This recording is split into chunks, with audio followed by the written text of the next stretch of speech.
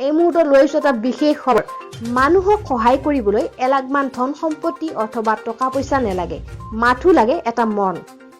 এই প্ৰমাণ কৰি দিলে এটা স্বেচ্ছাসেৱী সংগঠনে যাৰ নাম ৰক্ত সঞ্জীৱনী 2019 চনৰ 5 এপ্ৰিল তাৰিখে প্ৰতিষ্ঠা হোৱা এই সংগঠনে 2019 চনৰ পৰা এতিয়ালৈকে উজনিৰ পৰা নামনিলৈ 600 পৰা 700 জন পুৰুষ মহিলা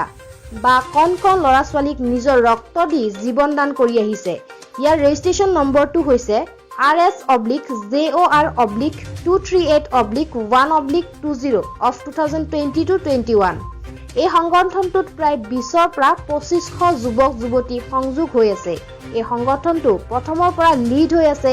যোৰহাট নিবাসী অৰূপ হাজৰিকা আৰু অপূৰ্ব গোহাঁই নামৰ যুৱক দুজনে এই এনজিঅ'টোক সহায় কৰিবৰ বাবে দিল্লীৰ ৰামদাস আঠাৱলী ফাউণ্ডেশ্যনে নামৰ এটা কোম্পানীয়ে সহায়ৰ হাত আগবঢ়াইছে যাৰ দ্বাৰা শ যুৱক যুৱতী কৰ্মসংস্থাপনৰ দ্বাৰা উপকৃত হ'ব পাৰিব ৰক্ত সঞ্জীৱনী পৰিয়ালৰ পৰা প্ৰায় 16খন জিলাত বৰ্তমান নেহেৰু যুৱ সংঘ স্থাপন কৰি কাম কৰিবলৈ সহযোগ কৰিছে ইয়াৰ লগতে অসমৰ উজনিৰ পৰা নামনিলৈ কোনো আপেষ নকৰাকৈ নিজৰ বহুমূলীয়া ৰক্ত দি জীৱন দান কৰি অহা এক মাত্ৰ সংগঠন হ'ল টু অল হল ৰক্ত সঞ্জীৱনী ৰক্তদান কৰিও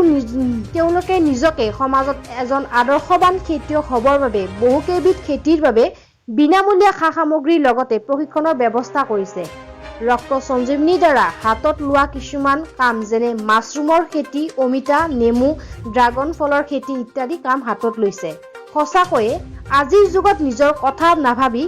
আনৰ কথা ভাবি কাম হাতত লোৱাটো শলাগ ল'বলগীয়া